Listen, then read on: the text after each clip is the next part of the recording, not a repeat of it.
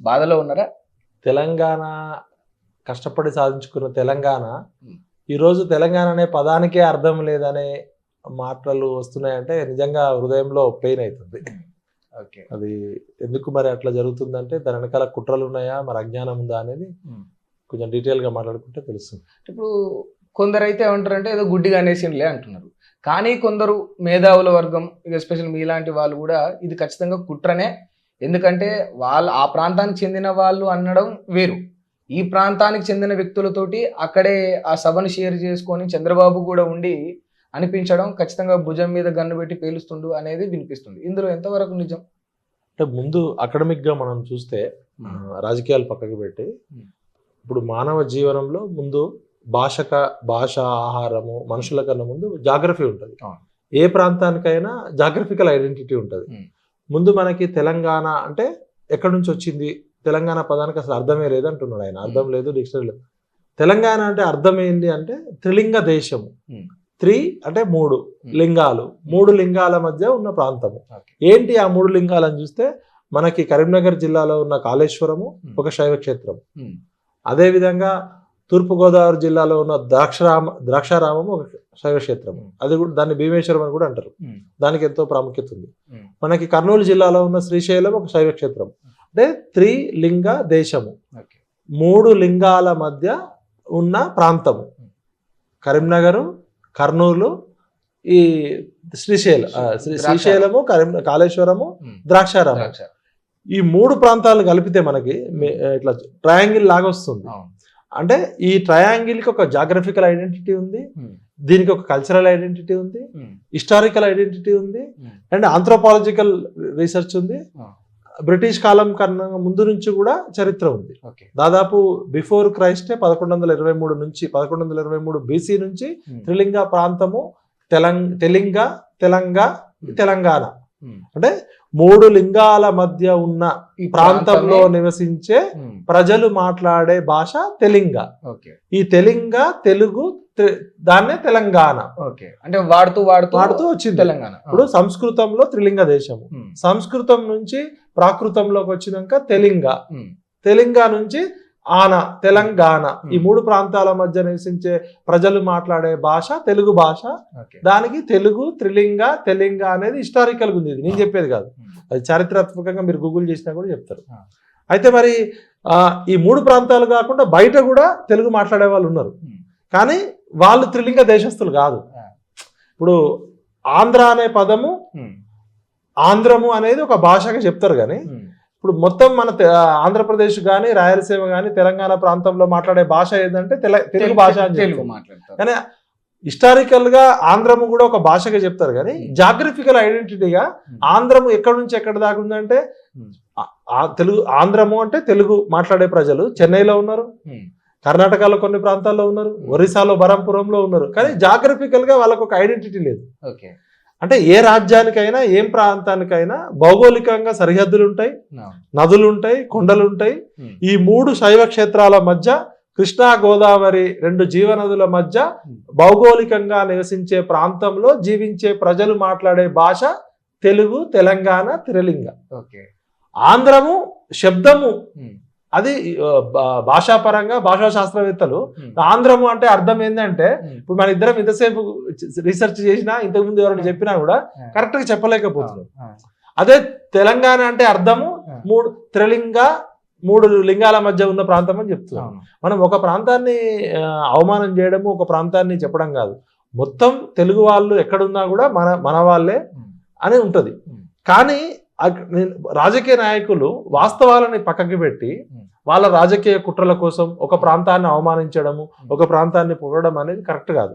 మనం అందరము తెలుగు జాతే, తెలుగు భాషే మాట్లాడుతున్నాం అన్నప్పుడు మరి ఎందుకంత మీకు కుట్ర, ఎందుకంత చిన్న చూపు? ఒకవైపు ఏమో రెండు కళ్ళ సిద్ధాంతము, మాకు తెలంగాణ ముఖ్యమే, ఆంధ్ర ముఖ్యమని చెప్తారు.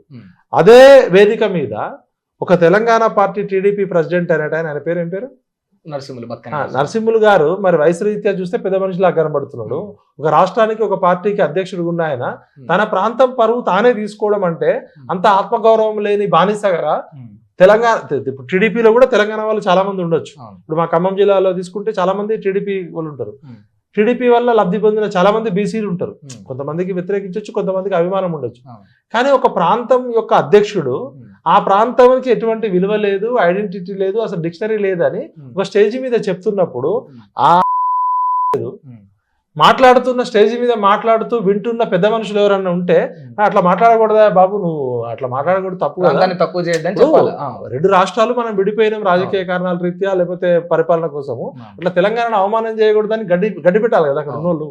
అంటే ఒకవేళ ఆయన పేరు బక్కని నరసింహులు, ఆ బక్కరి నరసింహులు గారు ఒకవేళ పొరపాటుగానో తెలియకనో అజ్ఞానంగానో మూర్ఖత్వంలోనో మాట్లాడితే మరి దాన్ని సరిదిద్దాల్సిన బాధ్యత అక్కడ ఉన్న చాలా మంది ఉన్నారు కదా స్టేజ్ మీద. ఆయన ఒక్కడు మాట్లాడలే కదా.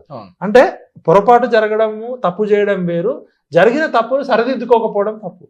ఒకవేళ నిజంగా నేను చంద్రబాబు నాయుడు గారికి, తెలుగుదేశం పార్టీలో ఉన్న అందరికి విజ్ఞులందరికీ నేను రిక్వెస్ట్ చేస్తున్నా, ఆ బక్కని సాయిలు అనే మనిషి, బక్కని నరసింహులు అనే ఆయన ఒకవేళ తప్పు చేసి ఉంటే మీరు క్షమాపణ చెప్పండి.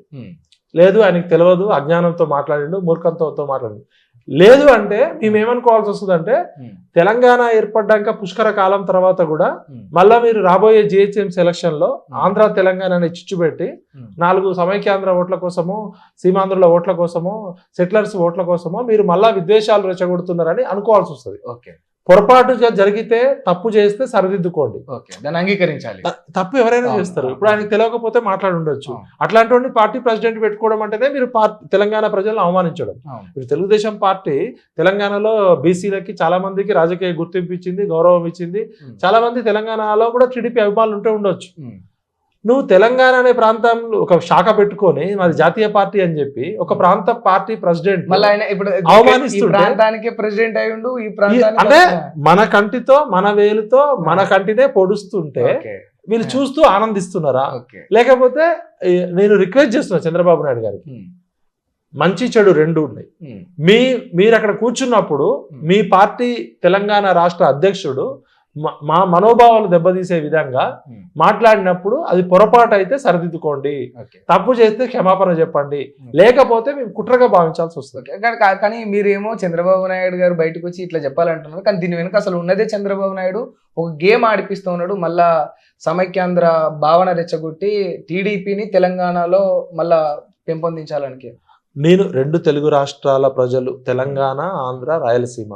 రాయలసీమ అంటే రాయలు ఏలిన సీమ. ఒక 500 సంవత్సరాల క్రితము విజయనగరం శ్రీకృష్ణదేవరాయలు ఏలిన సీమ. తెలంగాణ అంటే తెలుగు మాట్లాడే 3 లింగాల మధ్య ఉన్న ప్రాంతము. ఆంధ్ర అది దానికి జాగ్రఫికల్ ఐడెంటిటీ కన్నా భాషాపరంగా ఉంది. నేను ఏమంటున్నా అంటే ముగ్గురు రెస్పెక్ట్ ఇస్తూనే వాస్తవాలను దాయద్దు. రాజకీయాల్లో ఎప్పుడు కూడా రియాలిటీ ఉంటే రాయల్టీ దగ్గర ఉంటుంది. వాస్తవాలు ఒకవైపు ఉంటే, వాస్తవాలు ఒకటి చెప్తుంటే మీరు కుట్రలు ఇంకొకటి చేస్తే మీరు రాజకీయాల్లో కూడా గెలవలేరు. మీరు ఎన్ని కుట్రలు కుతంత్రాలు చేసినా ఈ ప్రాంతంలో ప్రశ్నే ప్రజాస్వామ్యము, ప్రశ్నే నాగరికత. ఇక్కడ ప్రశ్న మందుపాతరై పేలిన నేల. ప్రశ్నని మీరు అనగదొక్కాలని చూస్తే, ప్రశ్నని బొందపెట్టాలని చూస్తే అది 100 అడుగుల లోతుల్లోంచి ఎగిరిన నేల. కాబట్టి దయచేసి నేను విజ్ఞులైన పెద్ద మనుషులందరికీ రిక్వెస్ట్ చేస్తున్నా అంటే, మీరు చిల్లర రాజకీయాల కోసం ప్రాంతాల మధ్య, భాషల మధ్య, జాతుల మధ్య, ప్రజల మనోభావాల మధ్య ఇప్పటికే కులం పేరుతో, మతం పేరుతో, ప్రాంతం పేరుతో విడిపోయి పడిపోయి ఓడిపోతున్నాం. ఇప్పుడు వేరే దేశం పోతే వాడికి నేపాల్ ఐడెంటిటీ ఉంటుంది, లేకపోతే శ్రీలంక వాడికి శ్రీలంక ఐడెంటిటీ ఉంటుంది, ప్రతి దేశం వాడికి ఆ దేశం ఐడెంటిటీ ఉంటుంది. మనమేమో పంజాబీలు, లేకపోతే తమిళులు, కన్నడిగలు, తెలంగాణ, ఆంధ్రాగా విడిపోయి ఒక నేషనల్ ప్రైడ్ ఇప్పటికే మిస్ అవుతున్నాం. ప్రాంతం ఎంత ఇంపార్టెంటో దేశం అంతకన్నా ఇంపార్టెంట్. మనం ఒక భారతీయులుగా గర్వపడాల్సింది పోయి ఒక తమిళులుగా, ఒక తెలంగాణ వాళ్ళగా, ఒక ఆంధ్ర వాళ్ళుగా ఒకళ్ళకొక ఇంకా మన మధ్య అన్నదమ్ముల పంచాయతీ ఉంటే మనం గెట్టు పంచాయతీ తీర్చుకుందాం. కానీ భారతీయత అనేది మిస్ అవుతుంది కదా మనం. అంటే దీంట్లో ఎక్కువ మునిగిపోయిండ్రు. అంటే అందరం ఒకటే, అందరం భారతీయులమే, ఫస్ట్ దేశం అంటాం. మరి ఇండియన్ ప్రైడ్ అనేది మనం మిస్ అవుతుంది అనే విషయం పెట్టుకోవాలి. ఇప్పుడు అన్నదమ్ముల ఆస్తుల పంపకాలు, ఇప్పుడు మన ఇద్దరం అన్నదమ్ములు అయితే నీకు 5 ఎకరాలు నీకు, నా 5 ఎకరాలు నాకు అన్నట్టు ఆంధ్ర తెలంగాణ విడిపోయింది. బట్ ఇద్దరం తెలుగు వాళ్ళమే, ఇద్దరు 90% అన్ని ఒకటే. ఇది పరిపాలన సౌలభ్యం కోసం అడ్మినిస్ట్రేటివ్ లో డీసెంట్రలైజ్ అయింది, మనకు అన్యాయం జరిగిందని కొట్లాడడం. కానీ నేను ఏమంటున్నా అంటే విడిపోయిన 12 సంవత్సరాల తర్వాత కూడా ఇంకా తెలంగాణ మీద, హైదరాబాద్ మీద దాడి చేస్తామంటే ఇక్కడ ఎవరు ఊరుకోరు. దయచేసి ఆ కుట్రలు మానుకోండి. మీరు రాబోయే జిహెచ్ఎం సెలక్షన్ లో 4 ఓట్ల కోసం ఆంధ్ర తెలంగాణ మధ్య మళ్ళీ చిచ్చులు పెడదాము, మేమేదో కుట్రలు చేస్తామంటే ఇక్కడ తెలంగాణ ఎర్రి తెలంగాణ కాదు, గొర్రెల తెలంగాణ కాదు, సోయికి వచ్చిన తెలంగాణ బొడ్రాయి దగ్గర రాయి పట్టుకొని కూర్చుంది. కాబట్టి దయచేసి నేను రిక్వెస్ట్ చేస్తున్నా, రాజకీయాలు ప్రజలారా ఈ రాజకీయ నాయకులు చేసే కుట్రలు కుతంత్రాల నుంచి పక్కకి రండి. ఈ విద్వేషాలు రెచ్చగొట్టి, మనోభావాలు రెచ్చగొట్టి, ప్రాంతీయ అసమానతలు క్రియేట్ చేయాలనుకుంటే ఇప్పటికే మనకి చాలా మంది పిల్లలు చచ్చిపోయారు. ఇది చంద్రబాబు నాయుడు గారికి నేను రిక్వెస్ట్ చేస్తున్నా, మీరు ఎటువంటి కుట్ర లేకపోతే మీ పార్టీ అధ్యక్షుడు, తెలంగాణ తెలుగుదేశం పార్టీ అధ్యక్షుడితో క్షమాపణ చెప్పించండి. మీకు అంతకన్నా సమర్థుడైన నాయకుడు ఉంటే పెట్టుకోండి మీ పార్టీ ఎక్స్పర్ట్. ఒకవేళ మీరు ఏమి క్షమాపణ చెప్పకుండా అట్లనే చేస్తే ఖచ్చితంగా దీని వెనక కుట్ర ఉందని అంటే ఉంటుందా చెప్పే పరిస్థితి ఉంటుంది అనుకుంటున్నారా అన్న? ఇప్పుడు వాళ్ళు తప్పు చేయకపోతే, వాళ్ళు నిజంగా ఎటువంటి కుట్ర చేయకపోతే, మా ఆవిడ తప్పు చేసిండు, పొరపాటు అయిందని క్షమాపణ చెప్పొచ్చు. అవసరమైతే మాట్లాడిన ఆయనతో కూడా మాట్లాడించవచ్చు.